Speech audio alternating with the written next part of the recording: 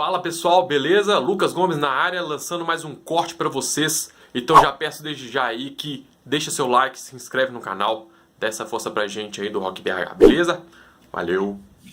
Então, uma coisa que eu ia falar agora, se você vê, a gente sempre viu, há muitos anos atrás, mesmo antes do YouTube, assim, vídeos de criancinhas tocando Bach, né, tocando Mozart, tocando 5 anos, né? Me fala, tenta fazer uma pesquisa e me fala de quantas dessas criancinhas viraram pianistas de verdade. Porque assim, quais delas são os famosos, os que estão numa orquestra, que estão tocando? Assim, é muito difícil ver que essas pessoas evoluíram a ponto de chegar a algum lugar, né? Porque, assim, na minha concepção, uma criança de 7 anos que está tocando a ala turca do Mozart ali, perfeito, para ela chegar naquele nível, ela passou por um processo de estudo, né? Então, então com certeza ela não brincou. Ela não deve ter brincado, sabe? Tipo, Prática bem intensa, foi isso. Porque não é talento, assim, não veio do céu e apareceu assim, pum, agora ele sabe tocar Bach, sabe? Tipo, sabe tocar. E existem os métodos específicos para que aconteça isso aí, né? Para criança sair tocando. Primeira coisa, o método que é usado no Oriente, eles não leem, aquelas crianças eles não aprendem aquelas peças por leitura, né? Elas aprendem por imitação. E esse argumento que o Kleber falou, isso acontece demais. Chegam os pais e falam assim: ué, mas eu vi no YouTube uma criança, um menino aqui, ó, mais novo que meu filho, tocando super bem, não sei o quê. Aí eu falo assim: olha, geralmente um menino chinês. Eu falo, olha, se eu for usar um método, eu falo assim, se eu for usar o método, né, se eu for usar no seu filho o método que esse menino chinês aprendeu, usou para aprender isso, eu vou preso.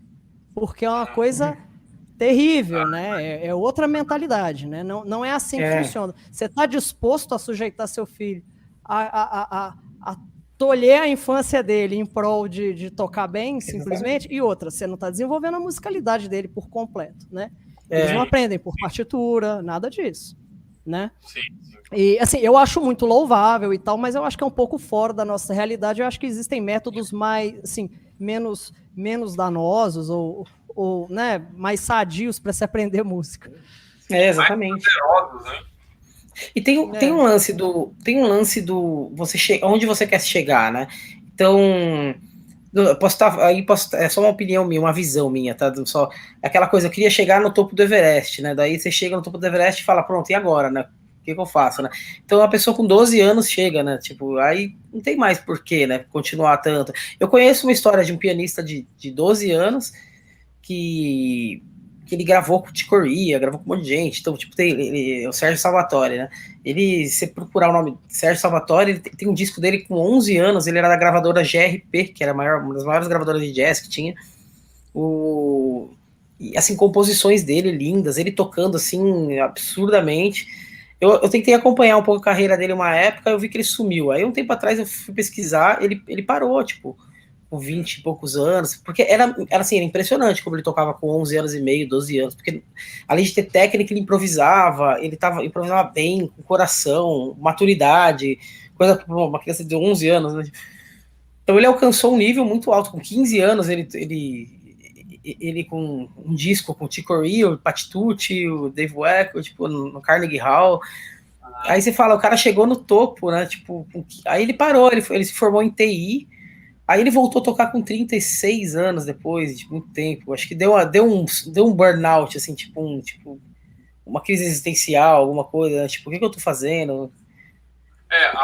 Eu acho que é o que o Juliano falou, que você tá falando aí, né, Kleber? Talvez essa questão dele chegar ao ápice no momento que ele estava aprendendo o instrumento ali, talvez não foi o melhor momento da vida dele, né?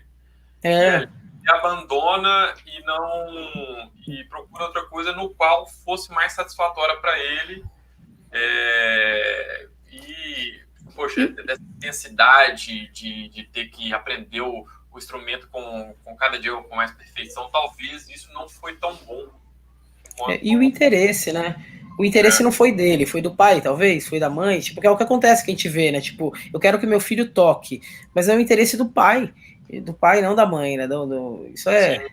Sim. Ô, Juliano, por exemplo, eu vejo muito essa questão dos conservatórios, a galera passa lá durante anos treinando e tudo mais, quem sai dali ou quem vai para lá é justamente pelo interesse de seguir carreira mesmo ou não?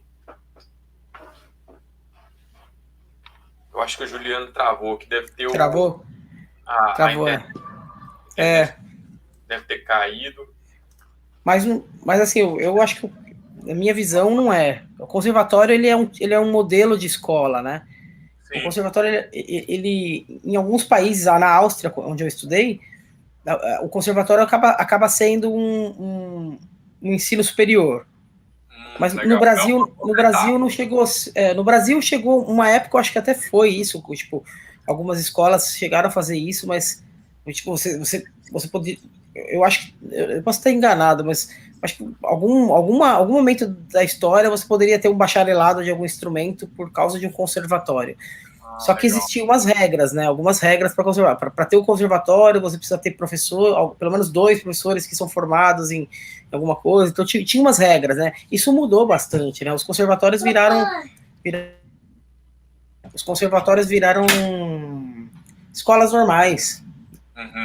Entendi. Poxa, legal. Enquanto o Juliano chegou aqui agora,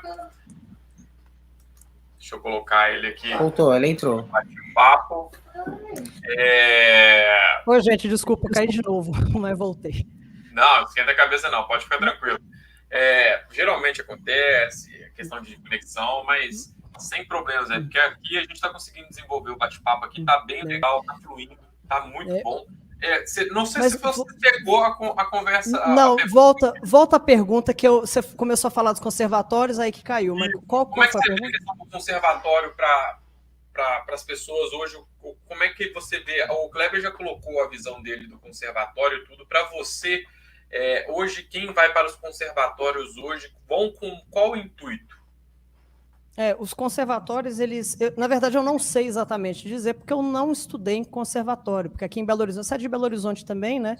O Conservatório Mineiro de Música, que era aqui em Belo Horizonte, foi aglutinado pela Escola de Música da UFMG e virou sua universidade. Então, a gente não tem um conservatório aqui, da mesma forma como se existem, tradicionalmente, aqueles conservatórios, principalmente cidades do interior. Você vai para cidades do interior de Minas e tal, você tem os famosos conservatórios. O que é o conservatório? Hoje em dia, se a gente puder fazer um paralelo, os conservatórios seriam como se fossem os ensinos médios de música, né? Então, você passa por uma instrução tradicional de música para que você saia de lá com conhecimento musical suficiente para que faça um curso superior.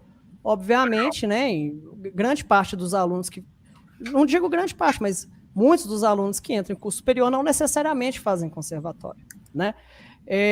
Mas o que eu sei de conservatório é que eles fazem aquele ensino muito tradicionalista, muito, muito prático, né? Eu acho que, assim, como eu falo, eu acho que conhecimento nunca é demais, mas é sempre dentro daqueles moldes. Olha, no caso, vou falar do piano, porque conservatório, né, não envolve instrumento eletrônico nem nada, no caso vai envolver o piano, e como que é lá? É assim, olha, no ano tal você tem que tocar uma invenção a 3 vozes de Bar, um movimento vivo do sonato de Mozart, você tem que tocar uma peça do século XIX, uma peça moderna, uma peça do século XX, uma peça brasileira e leitura à primeira vista. É sempre isso, né? Entendi. Aí você vai passando os anos, você vai tocando coisas ditas mais difíceis. Então eles, na cabeça deles, estabeleceram uma hierarquia do que seria aquelas peças. Olha, isso aqui, ó, Beethoven é mais difícil que Mozart. Então, quando você tiver tocado 1, 2 sonatas de Mozart, aí você tá, digamos, você tá apto a tocar alguma sonata de Beethoven. Aí, se você já toca Beethoven, aí você... Terceiro ano de piano. Terceiro ano de piano, quinto ano de piano. Isso. Essa peça é para o terceiro... Exatamente, o Kleber falou certo. Essa peça é para o terceiro ano de piano. Ué, como assim? Né? O que eu vejo é o seguinte, na verdade, e isso se aplica muito na música, é o que eu reparo. Você pega um estudante de piano e pede para ele tocar uma música que você, professor, goste. Por mais simples que ela seja, se às vezes o aluno não se interessa, ele não vai desenvolver tanto. Mas quando o aluno chega e fala, olha, eu quero tocar essa música aqui, que pode ser muito difícil, às vezes está num nível dito muito maior do que o nível do aluno, mas o interesse dele em tocar aquela música é tão grande, aí a magia acontece, aí ele estuda aquilo loucamente, né? Exatamente. E mesmo sendo uma música mais difícil do que aquela primeira que você passou para ele vai ter desenvoltura na mais difícil, porque é a que ele gosta, entendeu? Então, esse pensamento de conservatório, esse pensamento tão categórico, eu não sei até que ponto ele realmente é produtivo, né? Existe essa escolástica toda, mas eu acho que hoje em dia está cada vez mais se perdendo isso. Poxa, legal.